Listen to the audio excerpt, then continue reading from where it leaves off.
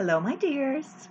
I have a story for you called Three Hens and a Peacock.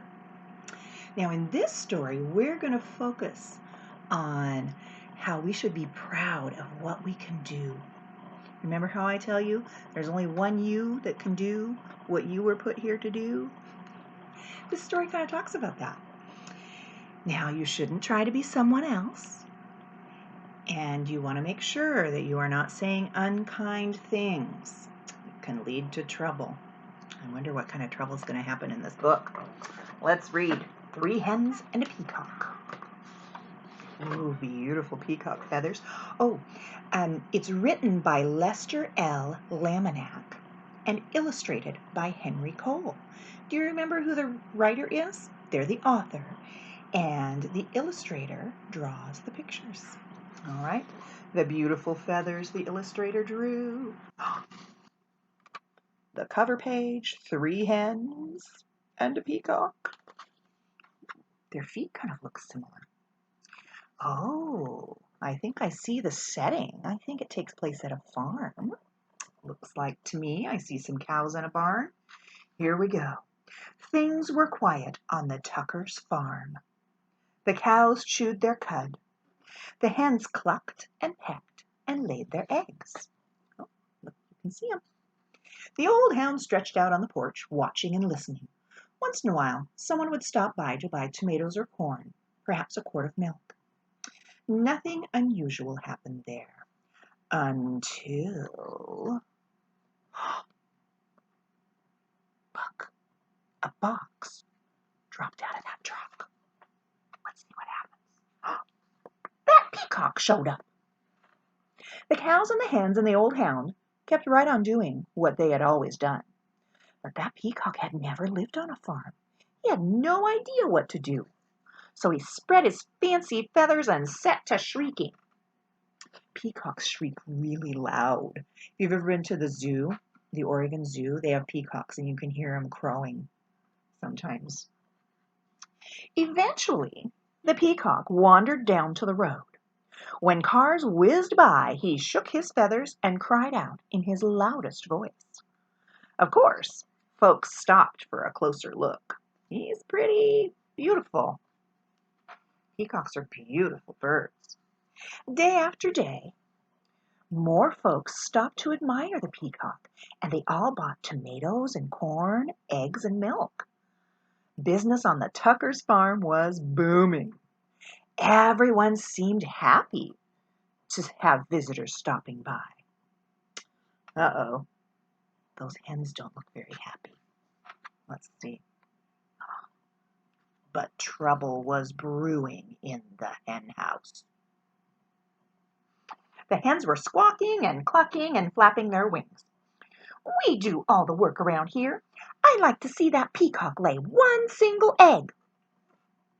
Exactly. He just struts around screaming. I suppose those fancy feathers are more important than laying eggs. That lazy peacock gets all the attention and we do all the work. Uh-oh. He can hear them talking in the hen house. I think the dog notices and the cows notice what's going on. The peacock had heard every word.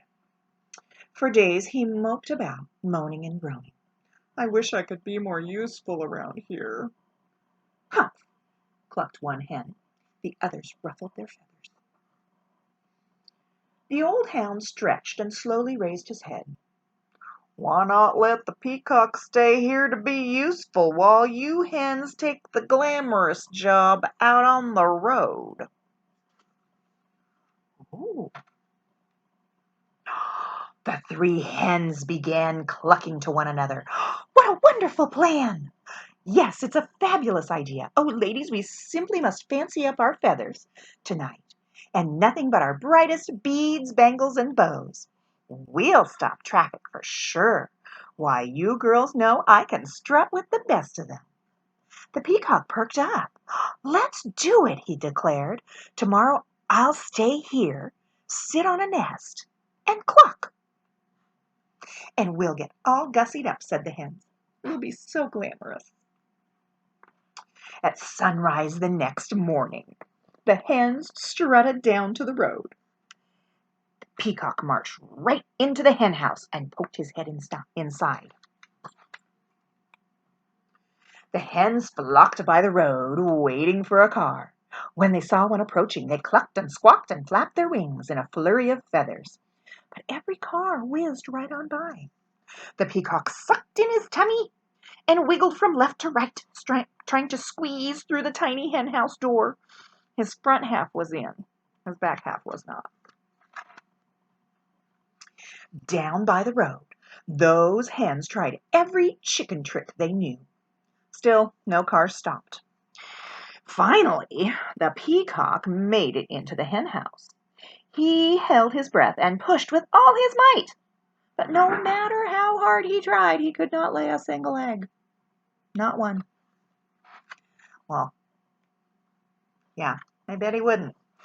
The old hen stretched out on the porch, watching and listening. "What's that peacock doing in the hen house?" asked Farmer Tucker. "Who knows?" said Mrs. Tucker. "And what are those hens doing down by the road? Not one of 'em's up here laying eggs."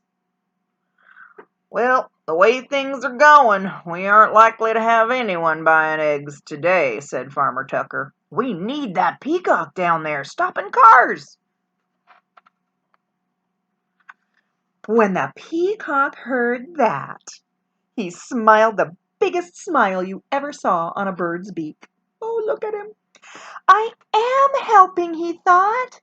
He squirmed back and forth until he popped out of the cramped hen house. Then he trotted off to find the hens. Oh, look, he's losing some feathers. Poor guy. The exhausted hens were all clucked out. "What a day! We couldn't get one car to stop." "It's true. Why, most of them didn't even slow down." "Oh, and they look upset." The peacock met the hens as they trudged up the road. "I can tell you I'm no good at laying eggs," he said. "I'm just not meant for it." He's right. One hen nodded. "I put on my stellar strut and even I couldn't stop a single car," she said. "I have to hand it to you. Fancy feathers, your job is harder than it looks." The other hens agreed. The peacock looked relieved. So the hens marched back to the hen house. The peacock strutted down to the road. The old hound stretched out on the porch, watching and listening. And things were quiet again on the Tuckers' farm.